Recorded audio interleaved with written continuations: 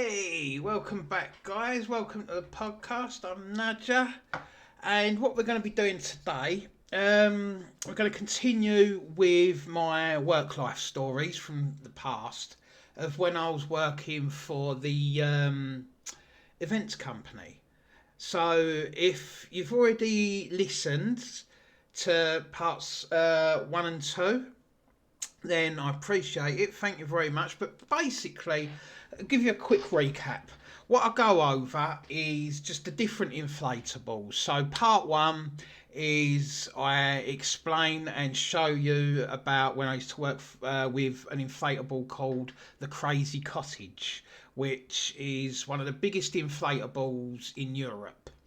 So go check that video out. And then the one I did yesterday was about the land train, Lenny the land train, and operating the gyroscope, which was a lot of fun until I got really badly sunburned on my forearms one place because I was there for a couple of days. There was no shade all day long from the sun, and I got really badly burned. But yeah, go listen to number 2 for them stories. And today's one, what I thought I would do is just go back to where it all started. What I should have done at part 1, really, but we'll call this a prequel, if you like. So when I first started working with this company was, I think it was the summer of 1999, and what it was, a friend of mine that I know, a good mate, like he done a little bit of work with the company here and there, and because he had a family friend that was a driver, and so the family friend would take him and give him some money for a day's work. And on one particular occasion, I think he was hungover. And bearing in mind, we was only 17, 18 at this point, so we thought we could drink for England. Well, even back then, I'll give him credit. He could, he could drink for England. Me, not so much. But yeah, but he said to me, "Do you want to go and earn some money?" And I was like, "Okay, doing what?" And he said, "Doing some bouncy castles." And I just instantly thought, "Yeah, okay, brilliant." Well, like, and he said, "Okay, go to this place, and they'll pick you up." I'm like, "You sure?" And he went, "Yeah, yeah, yeah." All right, so I went there. They picked me up. They asked where he was, and I said he was hungover, so I'm his substitute. I was sent in his place, and he was like, the driver was like, "Okay." See, I'm not going to mention any names within this because I don't obviously have their permission to use their name. I don't have the company's permission to use the name. So, like I said, I just for me, it's the events company, and I'm going to just say this mate, that mate, just to let you know. But yeah. So my first time, I get in the van, and we drive to. I can't remember if it was Reading or Norwich. I cannot remember the location where it was. But anyway, we went to, at the time it was a field. Yeah, no, for quite a lot of the places I'd go, it would just be a field. Where was you? I was in a field. Oh, right. Was it nice? Yeah. But yeah, anyway. So, opened the back of the van up, and it's full of equipment, including blowers, stroke fans to blow the inflatables up, stakes, net fencing to put around the blowers to stop people going near them, petrol cans, all stuff like that. And there was quite a few. I think there was 3 different inflatables, so it wasn't a busy day. So, and he put me on to start with the most easiest one, which was the Pirate Galleon. Now, this was a 3-piece inflatable. It was basically a big pink pirate ship, right? And it had an inflatable barrier that went around it with an entrance, so you can control the amount, like the flow of children coming in and out of it, which is a really good idea. He helped me put it together because I had no clue. So all I knew how to do, I undid the ropes, and he said just unroll it. So I unrolled it, and he went, right, okay, this is what you do. So he showed me how to connect the blower to the pipe. So you put the rope around it, make sure that's really tight, pull the blower, make sure all the zips are done up on the inflatable, otherwise it won't go up. And then yeah, it just goes and it goes up, and it looks really good. You've got all these big octopus what was on the roof. You got a big sail that would come up as well. It really does look good. It's an impressive bit of kit. So, and he just basically explained everything to me. He's like, no more than 10 kids at a time. Give them between 5 to 10 minutes, depending on how many there is. And at the back, there was like, you climb up and it was a slide. And he just basically told me, don't let them run down the slide. They have to sit down on the slide. Okay, brilliant. So I was there, and I think it was from 10 till 4. That was the run time of the whole event. Yeah, it passed like that. So, and in between that, I was having a chat with quite a few of the parents while the kids were on the equipment. I mean, back then I was what's known as green as goose shit. So I didn't know about the job. I didn't know what I was doing, basically. I openly admit that. I was just a body. Yeah, stand here, let 10 kids in. After 10 minutes, tell them that's enough. Them out, and then another lot in. There you go, that's that. So, doing that, and then at the end of the day, I switched it off. It deflates. And the guy, like the driver comes over, and he's like, right, okay, I'm going to show you how to quickly roll it.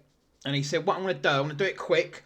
But he said, what I want you to do afterwards is undo it again and then redo what I'm doing so that you learn how to do it. Okay. So he pulls it in, rolls it up, unrolls it, and he's like, right, now pull it up, now do it again. So I've done that with all the 3 bits. I've never seen, before that moment, I never saw how an inflatable gets put away.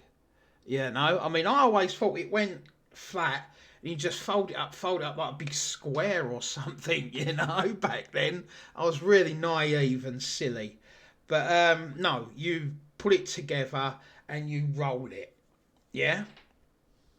And what I didn't know at the time was it's always better when you're rolling an inflatable, yeah, have somebody standing in front of it treading.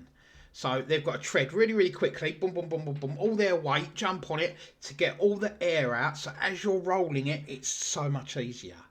Yeah, you don't get the big, thick clumps of material full of air. So the flatter it is, the better. So I did my best to roll it, and he's come along, he's had a look, he's like, that's okay. And he's like, but I believe we can get it smaller. And I'm like, right, okay. He went, because we're going to need it smaller for the van. Right. So he's unrolled it again, and he said, right, stand in front of it and tread it. So I was like, okay. So I started treading. So he starts rolling, starts like that, then it starts going like that, and then by the end of it, you got it at the sides. You're holding it at the sides, and you're rolling like that. But yeah, so we ended up getting it, and we did get it a lot smaller because I was treading it. So he was like, see, you've just learned something. Always get someone. He went, even if it's just a couple of kids, come over, tread it while you're rolling it. Alright, brilliant. So we did that, threw it all back in the van, and we got back on the road and got stuck. I have to admit, in the worst... No, it's not the worst. It's not the worst. I think up until that point, in 1999, it was the worst traffic jam I'd ever been in. We didn't move. I think back then it was like 4.5 hours because of an accident on the motorway. So, and I was so hungry. You know, I was like I said, I was 17, 18, and I hadn't eaten from, I think it was probably 11 a.m. Something like that. Somebody brought me over a burger. That was it. I had a burger and a can of Coke all day long. So, yeah, my stomach was rumbling, and I was like, oh, and I'm like, dude, ain't there any food? And he's like, nah, sorry, I ain't got nothing in the van. I'm like, ah. And he always said, next time, always, he went, whether you eat them or not, he said, bring sandwiches. And I was like, yes, good idea, isn't it? Why didn't I think of that? You know, it was just, I was thrown in at the deep end, literally. So it was good. It was an experience that I enjoyed. Finally got back to East London where they was based at the time. And yeah, he dropped me off. He gave me a few quid for me troubles. And I was like, okay, brilliant. I went back round to my friends and he went, how'd you like it? I mean, I was sunburnt, so... And he was like, how did you like it? And I was like, nah, not too bad. He said, okay. He said, well, one thing I know, he said that if they liked you, and if he gives you a good report, they will want you back. I'm like, oh, you think so? Yeah. He went, how do you think I got on, like, working with them? So I'm like, oh, right, cool. And lo and behold, I think it was 2 weeks later, I got asked if I wanted to do it again on a Saturday. I was like, ooh, okay, yeah, I'll do that again. And then from there, I went back to the warehouse and I met the owners, the men who run it, because even though they owned it, they still worked hard. They was grafters as well. They went out on jobs just as much as what I would do. They would do everything that I would do. They was not the type of owners that would sit in the office and just watch everybody else going out, getting sunburned. They was doing it as well. So, hats off to them. And yeah, I went out on a job with one of those guys because there was two of them. They're two brothers that owned the firm. And he was really impressed. And he's like, do you want me to pencil you in for Saturday and Sunday the following weekend? And I was like, yeah, brilliant. And he went, okay, no worries. And I was just thinking, that's a bit of extra money as well. So that's how it began. You know, I ended up coming in near enough every weekend after that for quite a while. And then the only trouble is, though, when you work with inflatables, most of the time it's seasonal. So you only work up until a certain point, then it really dies down. So we'd work up until what we have here in the UK, the 6 weeks holiday, the kids. So the kids have 6 weeks off, don't they, in June. So from mid-June to the beginning of September, they're off. So you get, during that time, it really slowed down. You'd think it'd get busier, wouldn't you? But no, not that much. But yeah, and it was a job that I come to really, really enjoy doing. And that's why I'm talking about it like I am, you know. And because every day was something different. You're always in somewhere new. You was meeting so many new and interesting people that you'd have a laugh with. Even working with other inflatable companies that would be at certain jobs was always fun. You know, I met a girl while I was working at one place. Oh, I'll tell you that. That would be the next story. Bournemouth, 2001. There we go. That's the headline for the next story. So, guys, I hope you enjoyed my little story into my introduction and how I worked for this events company. So keep listening. I hope keep listening and keep watching my videos because I really, really would appreciate it. I really want to get this channel up and running. I'm at 381 subscribers, which is nothing, as you know. I want to get more than that, so come on, guys, hit the subscribe button for me. Help me get at least to 1,000. That, you know, so at least so I can get monetized. So we'll go from there, and I'll catch you on the next one. Remember, the next one, Bournemouth 2001. I can't wait to start telling you about this. Talk about a good one. See you later.